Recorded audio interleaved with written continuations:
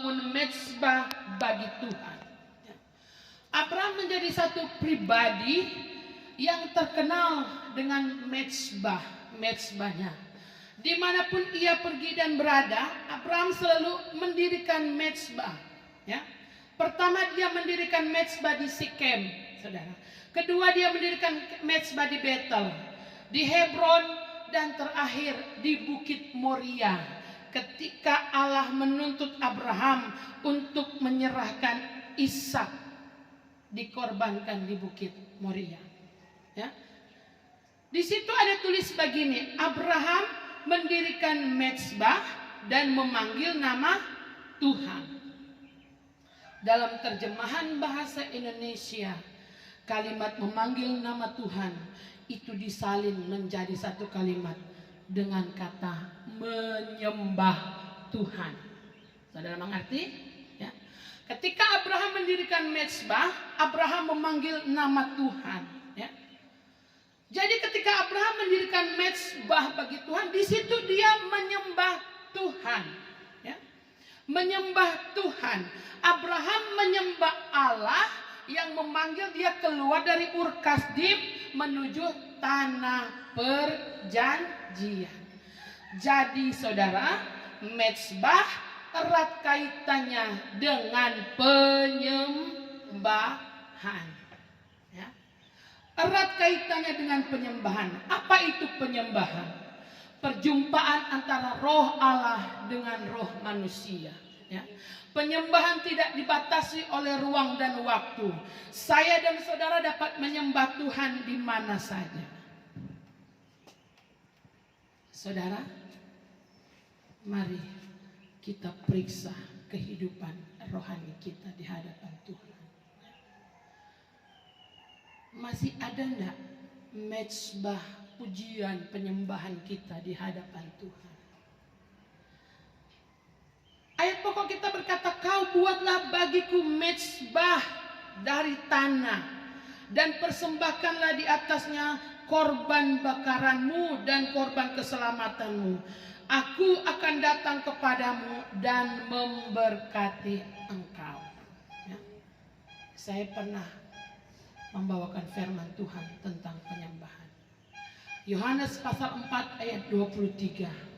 Pada hari-hari Tuhan sementara mencari para pemuji dan para penyembah. Penyembah Tuhan yang menyembah Allah dalam roh dan kebenaran.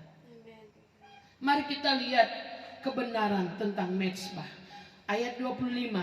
Tetapi jika engkau membuat bagiku mezbah dari batu, saudara perhatikan baik, maka janganlah engkau mendirikannya dari batu pahat. Ya. Saudara baca ayat pokok kita tadi dalam Keluaran pasal 20 ayat 25. Tetapi jika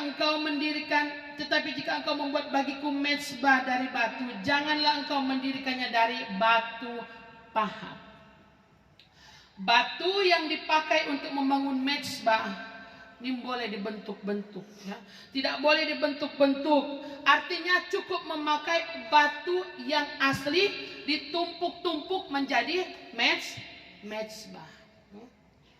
Alkitab sendiri yang bilang, saudara, Tuhan sendiri berkata, jangan dipahat batu-batu itu, jangan dibuat dari batu pahat, saudara. Ya.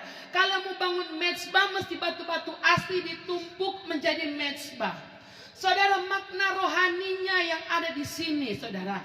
Ketika kita datang untuk menyembah Tuhan, mari datang kepada Tuhan dengan hati yang apa adanya, tanpa ada kepalsuan di dalamnya. Amin. Hati yang penuh dengan ketulusan, hati yang murni, yang memang betul-betul menyembah Tuhan, karena kita memang rindu untuk menyembah Tuhan. Tadi malam saya dengan Bapak Gembala lagi asik-asik lihat HP, ya saudara ya. Ternyata muncul istilah baru, PPKM. Pas perlu kok muncul. Ya.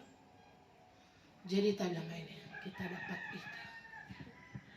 Kadang orang menyembah Tuhan karena ada itu dia.